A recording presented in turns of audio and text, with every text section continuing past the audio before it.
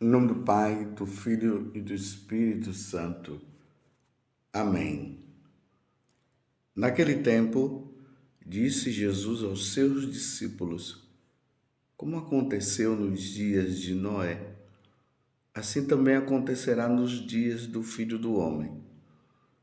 Eles comiam, bebiam, casavam-se e se davam em casamento, até o dia em que Noé entrou na arca.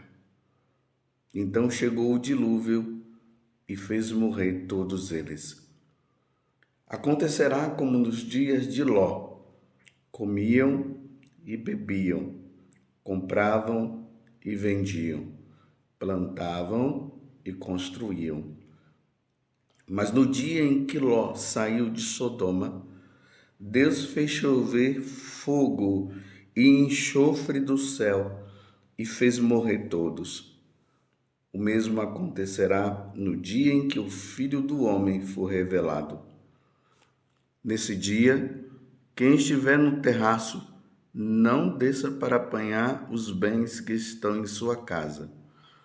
E quem estiver nos campos, não volte para trás.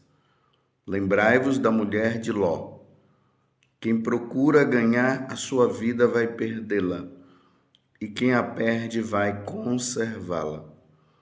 Eu vos digo, nessa noite, 2 estarão numa cama, um será tomado e o outro será deixado. 2 mulheres estarão moendo juntas, uma será tomada e a outra será deixada. 2 homens estarão no campo, um será levado e o outro será deixado. Os discípulos perguntaram: Senhor, onde acontecerá isso?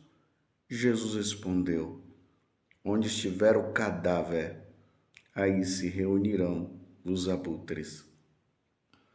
Palavra da salvação, glória a vós, Senhor. Meus irmãos e minhas irmãs, hoje, de maneira especial, a igreja celebra essa grande mulher, Santa Isabel da Hungria. Santa Isabel da Hungria, ela casou com Luís XIV, Duque da Turígia. Morreu em Otranto, à espera de embarcar com Frederico II para a cruzada na Terra Santa. O seu matrimônio fora combinado, como ocorria entre as casas reinantes da Europa. Foi, entretanto, um matrimônio feliz, sob todos os aspectos, a ponto de fazer exclamar a jovem esposa com toda a sinceridade: se eu amo tanto uma criatura mortal, quanto não deveria amar ao Senhor? Olha só o que Santa Isabel, ela dizia: se eu amo tanto uma criatura mortal, quanto não deveria amar ao Senhor? Quanto não deveria amar ao Senhor? Não é porque uma pessoa casou que ela vai colocar Deus em segundo plano. Pelo contrário, para se viver bem o matrimônio, é preciso que o casal ame muito a Deus. Porque é Deus que une o casal. É Deus que faz com que o homem e a mulher e o homem possam se amar e se suportar. Porque o matrimônio não é fácil, a vida matrimonial. Mas em Deus se torna maravilhoso. Amou a Deus com toda a alma. Amou no próximo, destinando riquezas materiais e espirituais ao alívio dos infelizes.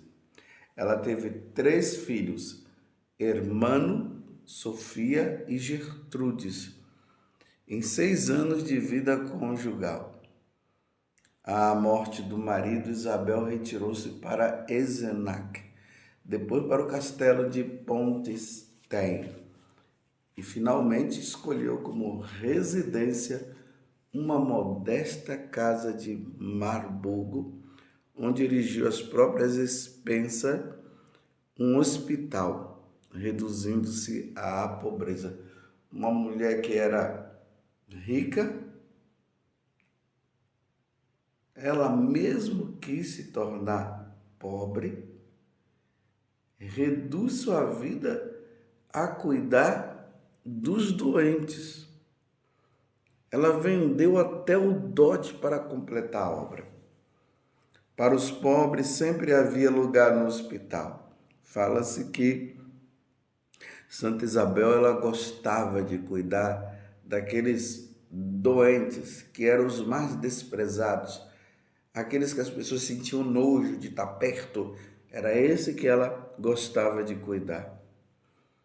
Isabel reservou para si os trabalhos mais humildes. Contra ela explodiram os maus humores reprimidos dos cunhados, que suportavam mal sua generosidade para com os pobres. Privaram-na por fim dos filhos e ela pôde viver plenamente o ideal franciscano de pobreza, ingressando na ordem terceira, obediente às diretrizes de um rigoroso confessor. A sua morte foi proclamada santa em altas vozes pelo povo. Isso a tal ponto que o Papa Gregório IX, em 1235, 4 anos depois da morte dela, inscreveu-a oficialmente no livro de outros santos. Sob seu nome surgiram várias congregações religiosas. Vejam só, ela levou uma vida tão santa que no período de 4 anos ela já foi canonizada. Que Santa Isabel da Hungria possa nos dar o bom exemplo, que ela seja uma grande referência para os casados, para os solteiros, para os religiosos, para as religiosas, para nós sacerdotes, para os bispos. Um bom exemplo de santidade. Ainda mais que no Evangelho de hoje, nós estamos em Lucas 17, do versículo 26 até o 37, onde Jesus está deixando bem claro o que vai acontecer no período da sua vinda gloriosa. Isso nós proclamamos na nossa fé todos os domingos e solenidades. Nós proclamamos dizendo que nós cremos que Jesus um dia virá para julgar os vivos e os mortos. Embora nós não saibamos o dia, nós não saibamos a hora, o mês e o ano, mas é certo, meus irmãos, que Jesus irá voltar. E Jesus hoje, no Evangelho, ele está falando justamente uma coisa que está acontecendo nos tempos de hoje. Já acontecia nos tempos de Jesus, imagina nos tempos de hoje.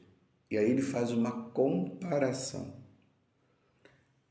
Assim como no tempo de Noé, vai acontecer também no dia do Filho do Homem. O dia do Filho do Homem é o dia em que Jesus virá na sua glória. E aí, meus irmãos, esse mundo vai desaparecer? O purgatório vai desaparecer? E só vai restar céu e o inferno. Isso precisa ficar bem claro para nós. Só vai restar o céu e o inferno, os condenados e aqueles que se salvarão. Então, no dia em que Jesus vier, vai o mundo vai estar da mesma forma como no tempo de Noé. O que foi que aconteceu no tempo de Noé?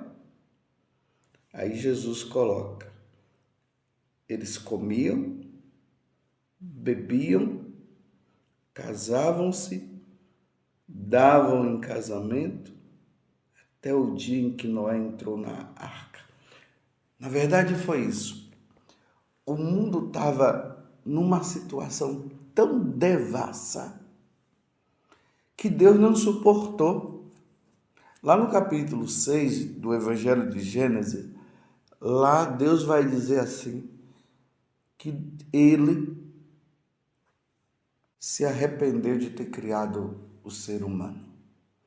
Se arrependeu de ter criado o homem. Vejam que no primeiro capítulo do livro de Gênesis, lá diz que quando Deus criou todas as coisas, inclusive o homem, Deus viu que era bom. No capítulo 6 do livro de Gênesis, Deus se arrependeu. Mas Deus quis recomeçar.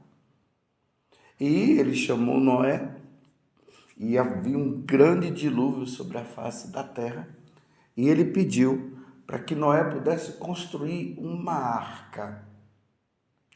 E na arca deveriam entrar os casais de animais e de pessoas. Todos estavam sendo convidados, porque Deus queria recomeçar.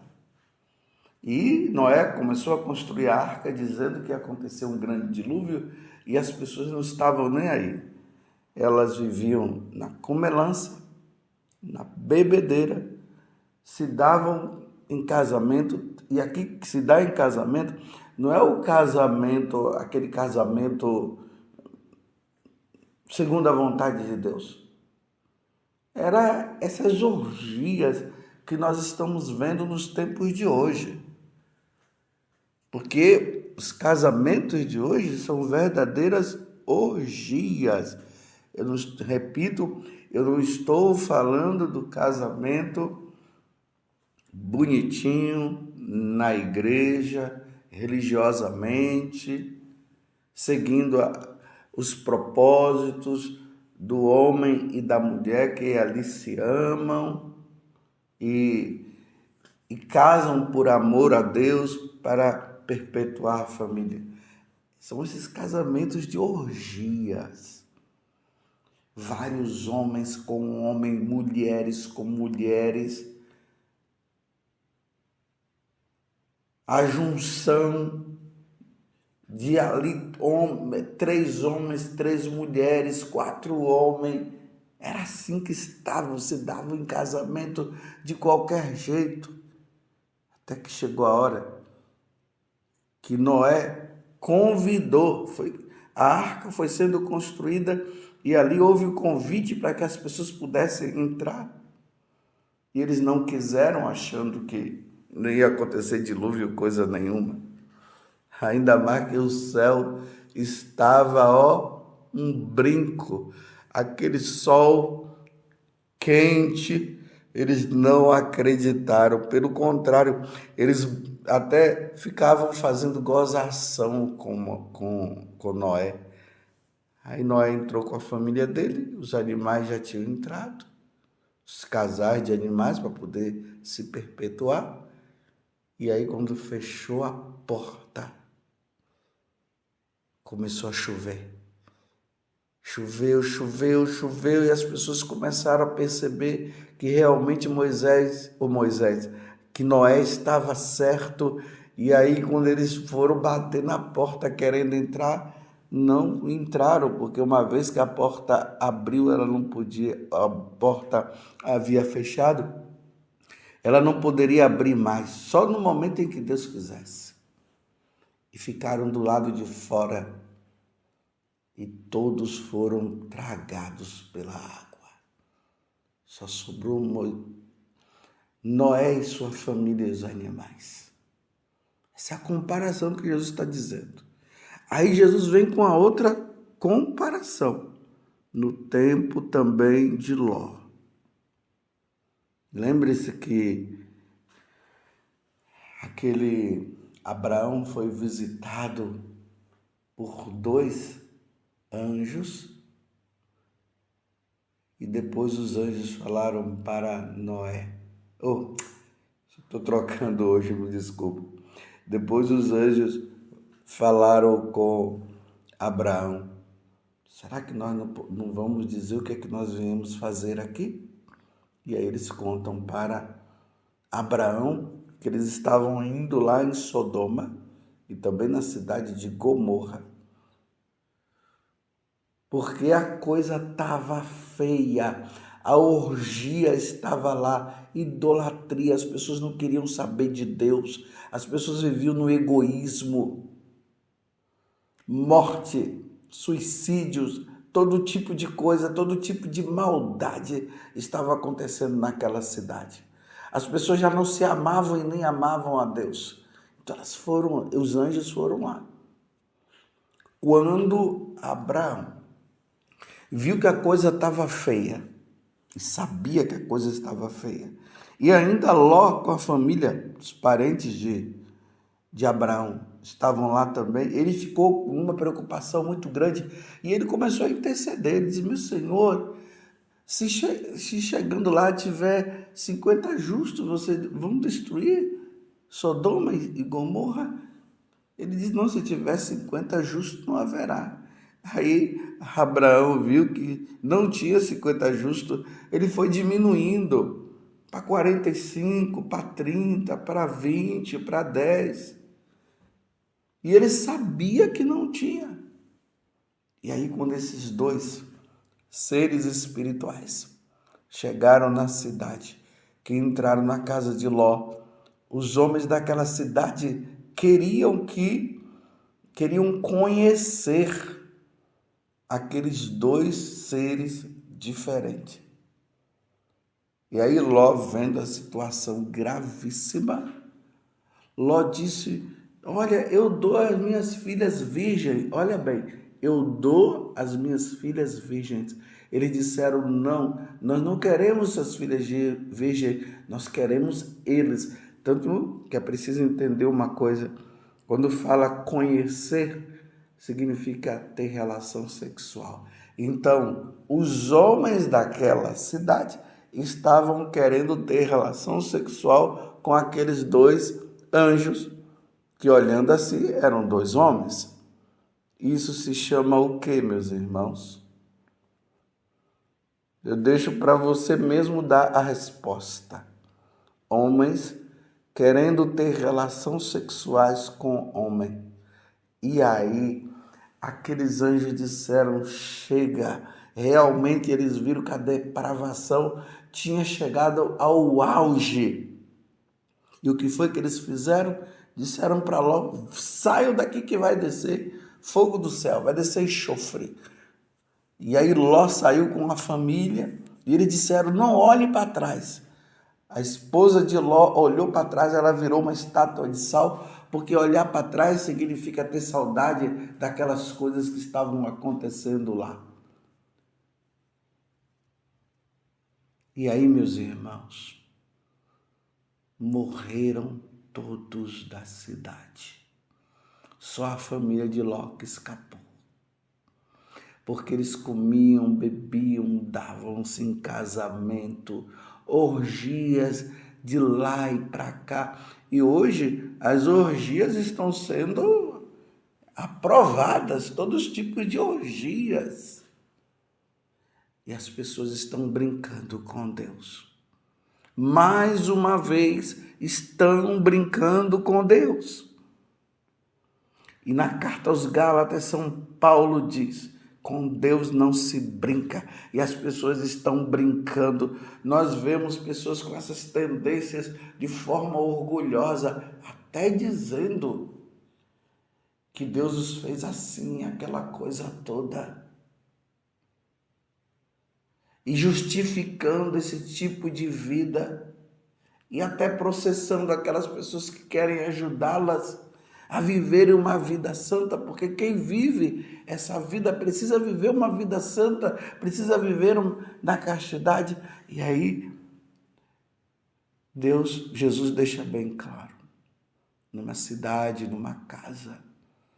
2, se tem 4 pessoas, 2 irão para o céu e 2 para o inferno. É isso que Jesus está dizendo no Evangelho de hoje. Você está entendendo? Meu Deus do céu, por volta da vinda de nosso Senhor Jesus Cristo, vai ser terrível esse dia, tanto que no final do Evangelho há uma pergunta. Os discípulos perguntaram: Senhor, onde acontecerá isso? Aí Jesus responde: onde estiver o cadáver, aí se reunirão os abutres. Vocês sabem que os abutres são assim, né? Onde tem carne podre, em decomposição, eles avançam, caem em cima para triturar, para comer. Aí ele está dizendo, será assim, os demônios vão em cima daqueles que estão vivendo essa vida errada. Jesus vai levar e os demônios virão em cima da presa, daqueles que não quiseram servir a Deus, daqueles que levaram uma vida errada. Porque aí não vai ter mais jeito, meus irmãos. Como a porta da arca se fechou, a porta do céu se fechará para sempre para aqueles que não querem levar a vida em Deus, na bebedeira, na comelança, nas orgias da vida. Sejamos santos como Santa Isabel da Hungria foi. Louvado seja nosso Senhor Jesus Cristo, para sempre seja louvado, e a sua mãe Maria Santíssima. E talvez você esteja dizendo, será que isso vai acontecer mesmo? Veremos.